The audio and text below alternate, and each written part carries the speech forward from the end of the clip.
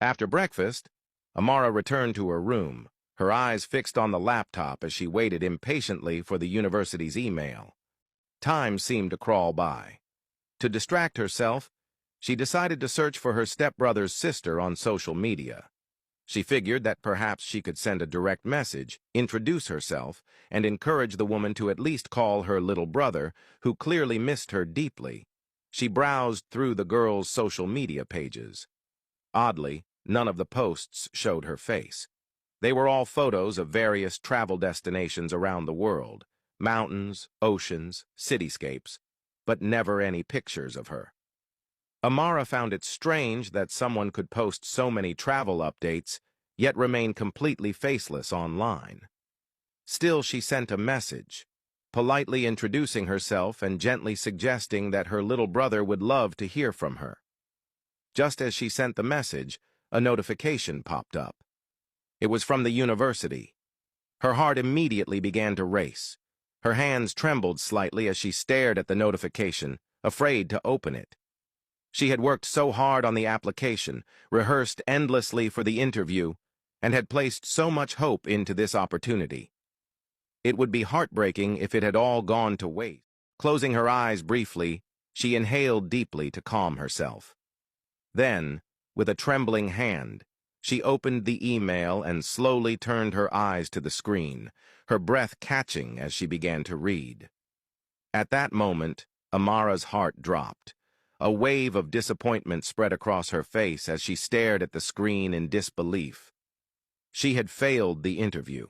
She didn't get the scholarship. It felt like something broke inside her, like all the effort, all the sleepless nights and tireless preparation had been for nothing.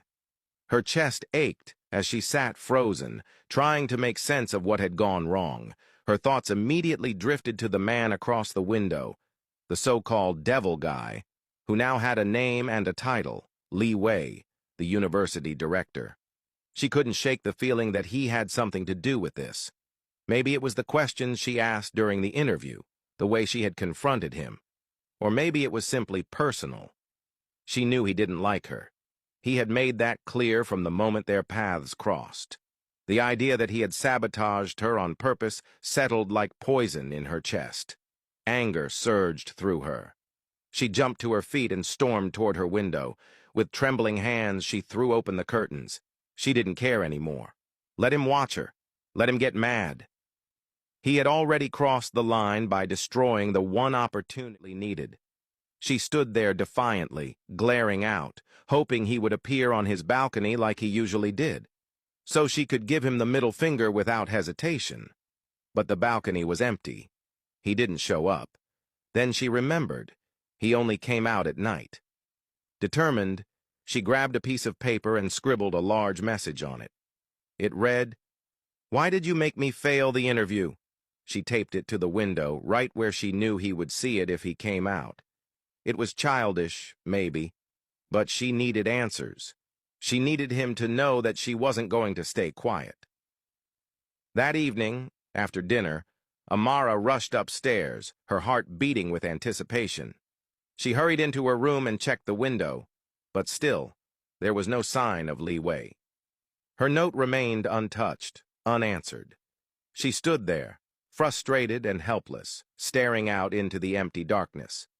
Deep down, she truly believed he was behind her rejection. Her credentials were strong. Her interview had gone well. There was no other explanation that made sense. Just as she stood there, sinking deeper into disappointment, a notification lit up her phone. It was a message. Her half-sister had replied. The message was warm and filled with affection. She said she was happy to finally hear from Amara, and that she would be back home soon to meet her face-to-face. She asked Amara to tell her little brother that she loved him and promised to call him as soon as she reached a place with better network coverage. A smile slowly spread across Amara's face. For a moment, the heaviness in her chest lightened. She quickly turned and rushed out of the room, eager to share the good news with her little brother. She looked for him everywhere, through the living room, the garden, and his room. But he wasn't anywhere to be found. Puzzled, she began checking the rest of the house. Room by room, she searched until she came across a hallway she had never paid much attention to. At the very end of it was a door she didn't recognize. It looked older than the others, tucked deep into the structure of the house. Amara paused, wondering how she had never seen it before. Maybe her little brother had gone in there to hide or play. Slowly, she stepped closer. The door creaked slightly as she pushed it open. What she saw inside made her blood run cold. There, in the center of the dim room, was a girl lying unconscious on a bed, hooked up to life support machines. The soft beeping of the monitors filled the silence. Amara's feet moved involving as she stepped closer, eyes wide in disbelief. The girl's face was pale, her body still, but unmistakable. It was her half-sister, the same sister she had just messaged, the same sister everyone told her was traveling around the world. Her heart pounded against her ribcage as a storm of questions erupted in her mind.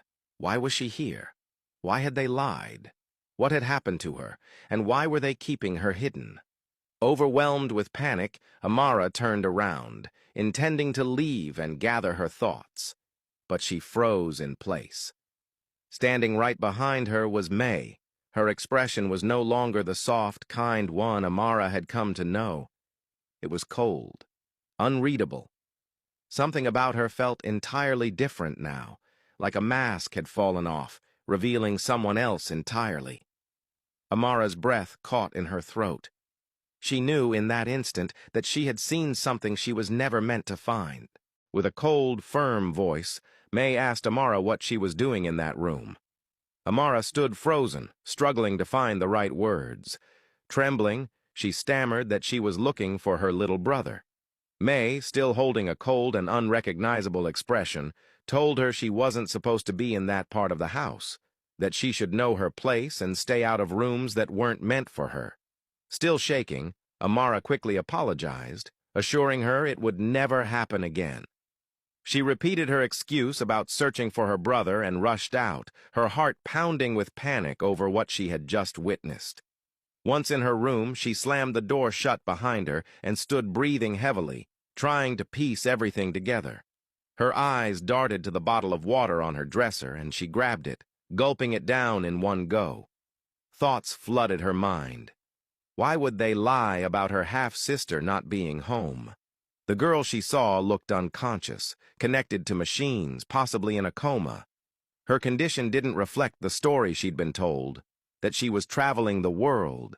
And then there was May's face, that terrifying, cold expression that erased every trace of the warm and smiling woman Amara had come to know. Thinking she might have offended them by discovering their secret, Amara decided to apologize.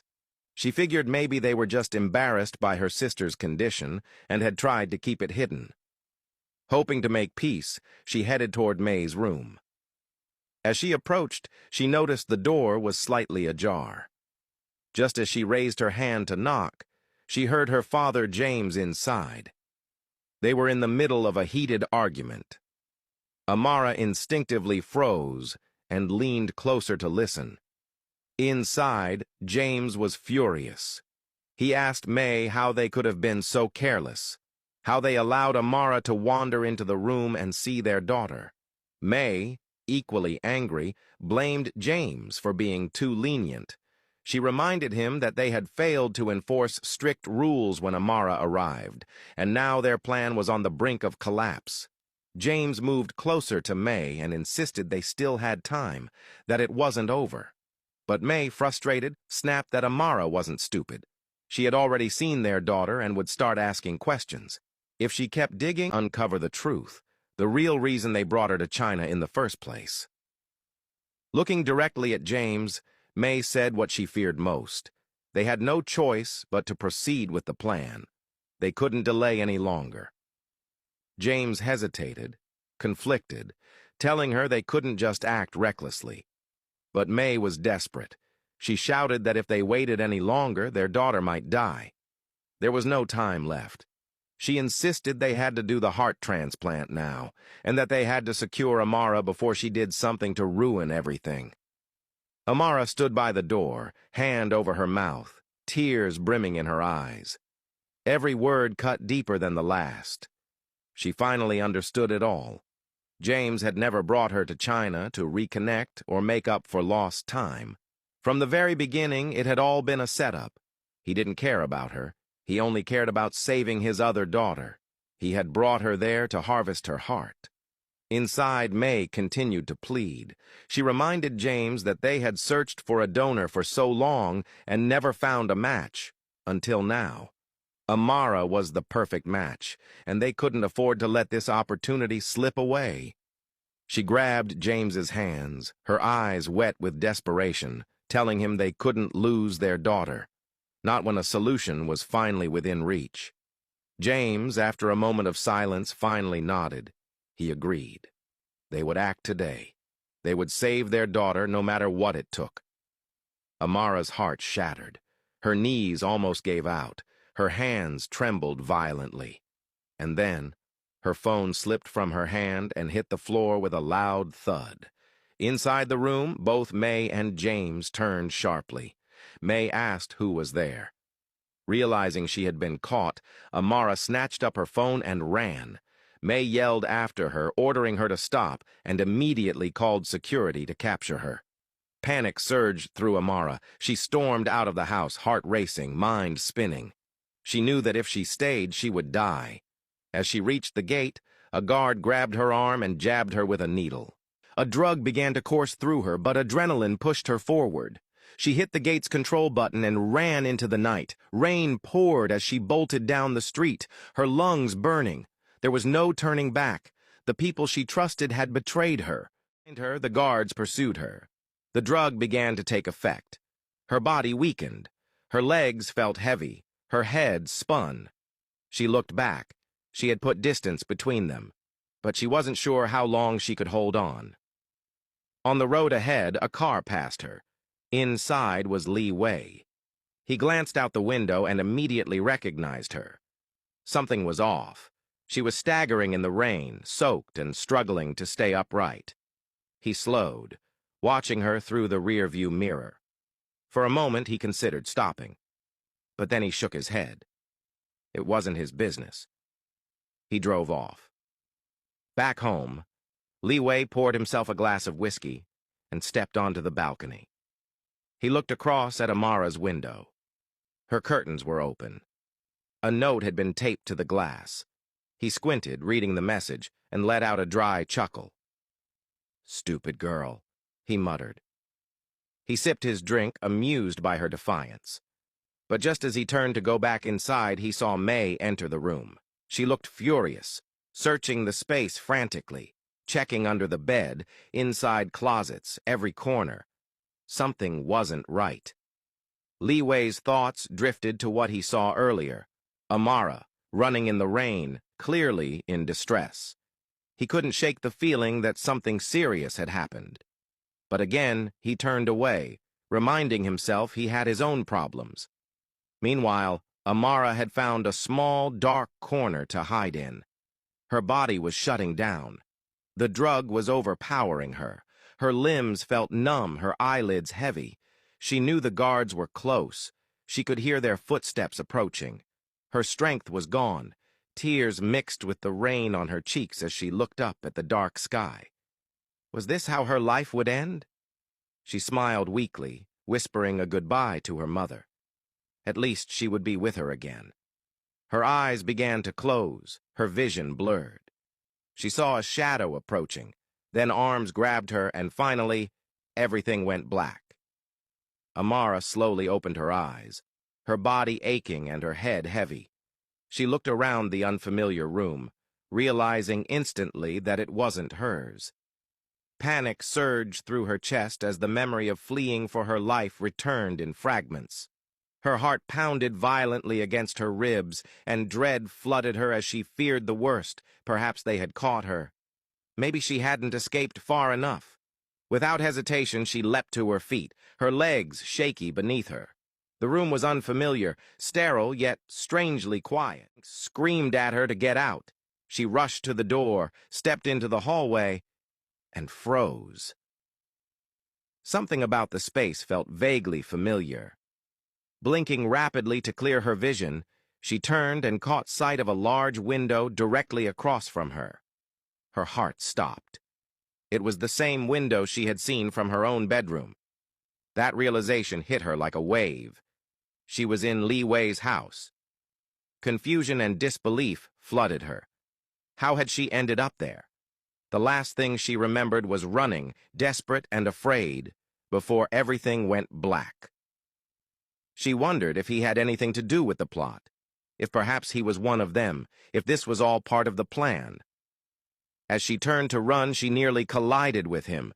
He stood behind her, silent and unreadable, holding a glass of water. His eyes were fixed on her, calm but intense, his expression cold as ever. Before she could say a word, he spoke, flatly informing her that she had finally woken up. According to him, she had been unconscious since the previous day, and it was now nearing evening. Overwhelmed and panicked, Amara demanded to know what she was doing in his house and how she had gotten there. Her voice trembled as she asked if he was part of the plot to kill her. Liwei let out a cold, mirthless chuckle. He told her that if he had been part of the scheme, he wouldn't be standing there offering her a glass of water. He would have finished the job the night before. He took a step closer, the weight of his presence filling the room, and said she was being ungrateful. He didn't make a habit of helping people, let alone bringing them into his personal space. What he had done, bringing her there, saving her, was a violation of every rule he lived by. And now, instead of gratitude, he was being accused. Amara said nothing, her entire body trembling. Her instinct still screamed at her to run, but a small part of her began to wonder if he might be telling the truth. Maybe he had saved her. But the trauma of the night before surged back, vivid and terrifying. Her breath caught in her throat. She muttered that she needed to leave, that they might come looking for her. She had to get away, get home, disappear. As she made a move toward the door, Liwei stepped in front of her again, blocking her path with ease. He reminded her that he had saved her, and said he at least deserved to know what he was getting himself into. He couldn't protect her or himself without understanding the danger. Her lips trembled, her eyes flickering with fear, and after a long silence, her voice finally broke through, weak and trembling, almost inaudible. She explained that she had just discovered that the very people she trusted most were planning to use her. Literally. Their daughter was in a coma, and they had intended to harvest her heart to save her. The revelation left Liwei silent. His sharp eyes locked on her as he tried to process what he was hearing. She went on, barely holding herself together. She had trusted James, believed she'd found her father, a man who would help ease the pain of losing her mother. But it had all been a lie. Even May, who had acted so kind and welcoming, had betrayed her. Amara said that if she had known the truth, she would have never reached out to James. She would have never agreed to come to China. Breaking down, she declared she couldn't stay any longer. She had to leave. She looked down and realized she wasn't even wearing shoes. Her voice cracked as she said she needed to get them and go. Without waiting, she turned and rushed back into the bedroom, leaving Liwei standing alone, the pieces of her story still echoing in his mind. As she searched for her shoes, tears streamed down her face. She felt like a fool, for trusting strangers, for believing she could start over, for thinking things could finally get better. Her heart broke all over again at the thought that she had been nothing more than a means to an end, just a donor. Liwei entered the room, holding her shoes, and handed them to her. He stood back, watching as she slipped them on with shaking hands. He then asked where exactly she planned to go. Still lacing her shoes, Amara said she was going back to her country. He asked if she had her passport or any money. The way she looked, barefoot, disheveled, terrified, it was clear she didn't have anything with her. Amara hesitated, realizing he was right. She shook her head. He pressed further, asking how she expected to leave China without essentials. She looked back at him, flustered, and said she would go to the embassy or the police. She had to do something, anything. She couldn't stay. Liwei paused before asking if she truly understood who May was. Amara looked at him confused, waiting for an explanation. He told her that May came from one of the most powerful families in the country. Going to the police or the embassy would be like walking into a trap. Without evidence and without money, she would be helpless. Amara felt herself unravel. Everything he said was true. There was nowhere to run. She was completely doomed. In a foreign country, with no allies, no money, and no protection, she was as powerless as an insect waiting to be crushed. She sat down at the edge of the bed, her body trembling, and finally let go. The tears came heavier, harder. She said that, in the end, she was still alone, abandoned again. She had thought things were finally turning around, that maybe she had found a place where she could belong, but it had all shattered. She said she cursed the day she stepped onto that plane. She should have stayed in her own country, where at least she could suffer alone without being hunted. She felt so lost, so helpless. Every word came from a place of deep pain, fear, and disappointment. Liwei stood there, unmoved. His face was blank, his expression unreadable. It was as if her sobs, her raw pain, didn't touch him at all. Without a word, he placed the glass of water on the dresser and walked out of the room, leaving Amara sitting on the bed, shaking, broken, and completely alone.